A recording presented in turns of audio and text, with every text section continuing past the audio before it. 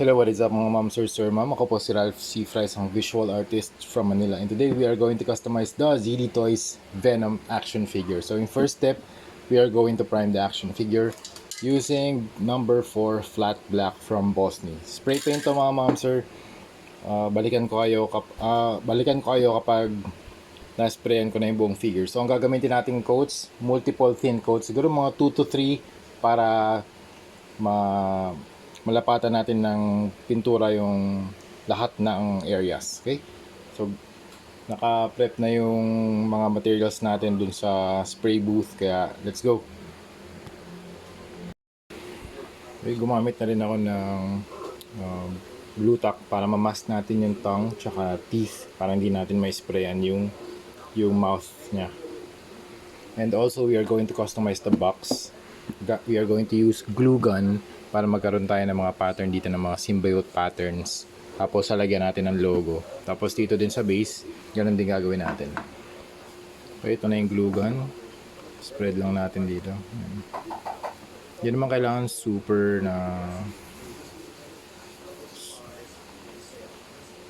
linis. Hindi kailangan nga mas random siya. Yan.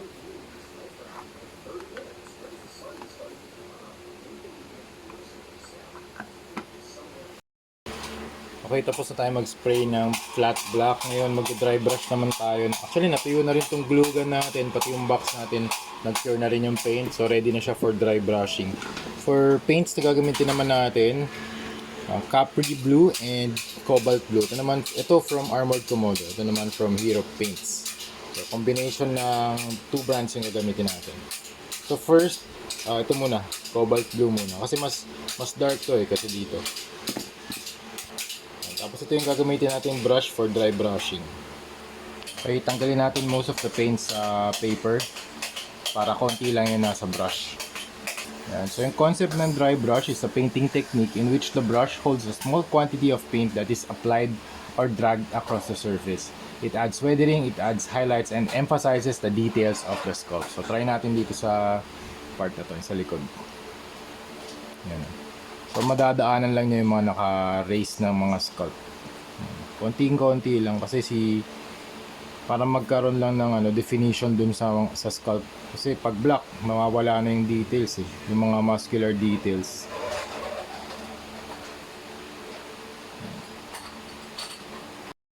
Okay, next na color na gagamitin natin for dry brushing. Mas light naman. So light turquoise yung gagamitin natin na paint from Armored Komodo. Water-based acrylics yung ginagamit natin.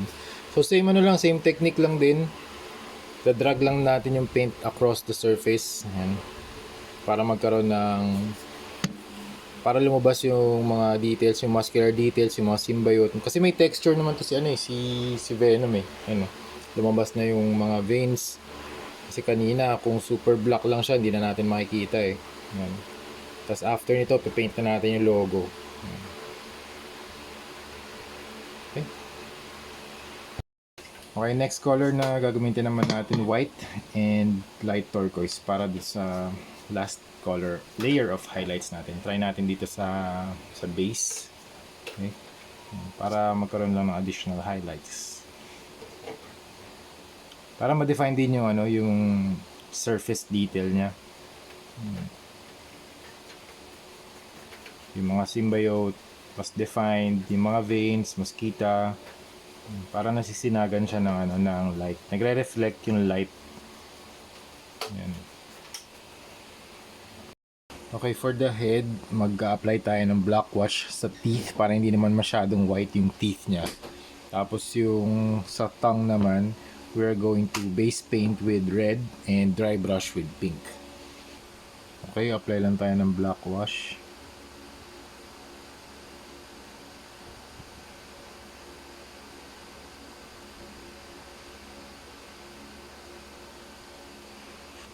Okay, para sa tongue, base paint natin ng red para mas vibrant yung red niya.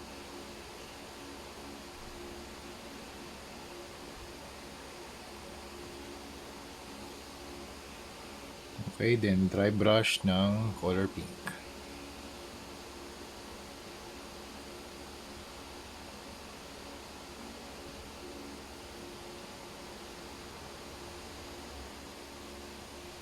para magkaroon ng highlights. Tsaka lumabas yung yung texture ng kanyang tongue.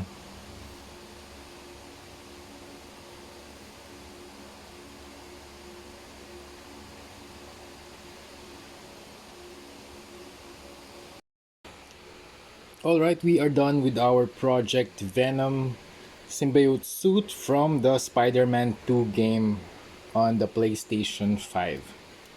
And so we have the logo at the back, logo sa front, meron din mga toxins sa teeth and sa tongue, and sa tip ng mga blades at the tip of the tentacles. And meron din siyang mga 1, 2, 3, 4, 5, 6, 7, 8, 8 tentacles in total. Meron din siyang hand blade na sobrang laki, siguro mga 5 inches to in length. Venom stands around 9 inches tall. Grabe, ang ano nito mga ma'am sir, ang laki niya, super bulky and very nice canvas for custom repaints such as yung mga ginagawa ni ZD Toys. Sobrang ganda talaga ng ginagawa ni ZD Toys ng mga sculpt. Kasi yun nga, para sa akin perfect canvas for customizations. Sa articulation, wala namang nagbago, ganun pa rin. So you can move the head. Yan, same pa rin itong kanyang shoulders and itong kanyang legs. Meron pa rin thigh cut. Yan. So since custom repainted siya, just be very careful in rotating or articulating yung mga joints kasi baka magkaroon din ng repaints, ng mga paint scratches kung masyado yung niro-rotate or pabiglang rotation. So just be very careful. May mga ano naman yan may clearance naman yan may joint clearance naman. So less chance of paint rubs or paint scratches. Yan. So right now tinetesting din natin yung mga rotation or yung mga articulation niya. So the thighs can rotate, the knees can be bent. And also itong mga tentacles pwede rin ipasok yan. Pero hindi siya naiikot, ano lang yan.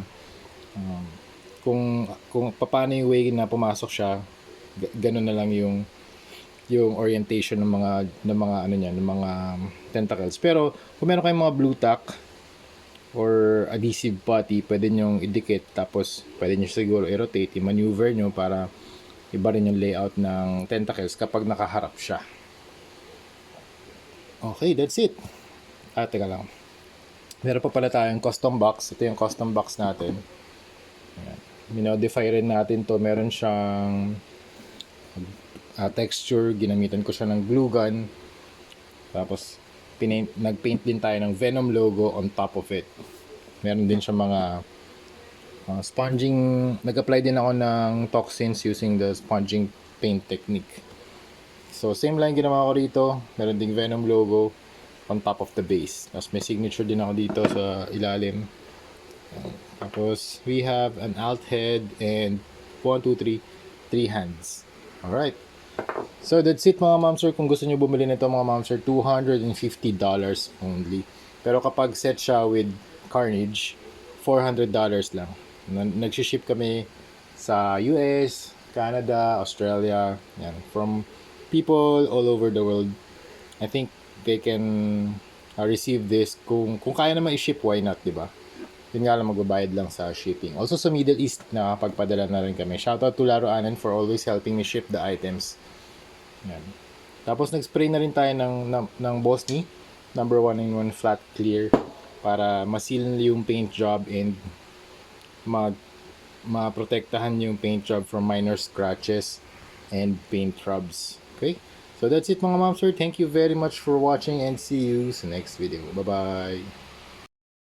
Ayun, update lang mga ma'am sir, ma'am. Hindi ko makita yung footage kung saan pinaint ko yung logo niya. So, i-explain ko na lang din dito. Kasi alam ko ni-record ko yun pero hindi ko makita sa phone ko. Also, nag-paint din ako live sa Facebook. So, if you want to see me paint this live, nung siguro couple of days ago, ginawa ko yun sa Facebook live ko, Facebook account, Rain Cifra. So, if you want to see that, yung real time, I'm also answering comments there.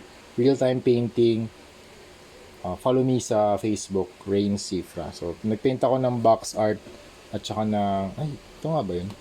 Di, Carnage pala yun. Carnage box art pala yun. So, wala nga ata akong, alam ko meron ako recording nito Yan. Dami ko na rin. Dami nating ongoing projects mga ma'am sir. Nakawala na yung mga footage. Pero, explain ko na rin kung paano ko siya ginawa. Gumawa ako, ito yung paint na, na ginamit natin. Teka, ito. PH180 white and Hero Paints Ultra White Stronger Coverage. Tapos yung brush na ginamit ko dito, ito lang, mga round brushes with fine tip. Tapos meron din ako references, naghanap din ako sa internet or Google or Pinterest kung ano yung logo ni Venom dun sa Spider-Man 2 na game. So that's it mga mom sir. Thank you very much for watching. See you sa next video. Bye-bye.